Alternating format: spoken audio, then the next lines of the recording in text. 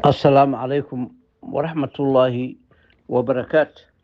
اللهم اجعلنا هادين مهتدين.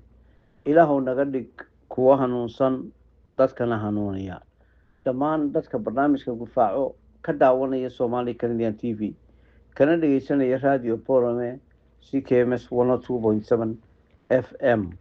waxa aan dadka Soomaaliyeed la wadaagayaa marka aad Madiina tagto waxa mar walba qofku u baahan yahay inuu soo arko beeraha cajmada dawadan cajma timirta la yiraahdo ay ka baxdo.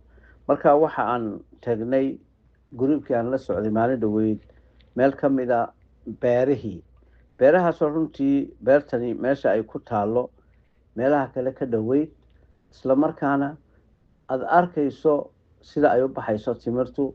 waxaan dadka la wadaagayaa bal qofkii u baahan inuu ka dalbado ama u baahan inuu tago meesha iyada magaceegu ku qoray Mas'aacatu Maajid Sahrayn ayaa la yiraahdaa Sahrayn. waxaana meesha manager ka ah Abu Sufyaan nin la yiraahdo numberkiisuna waxa idinka arkaysaa shaashada.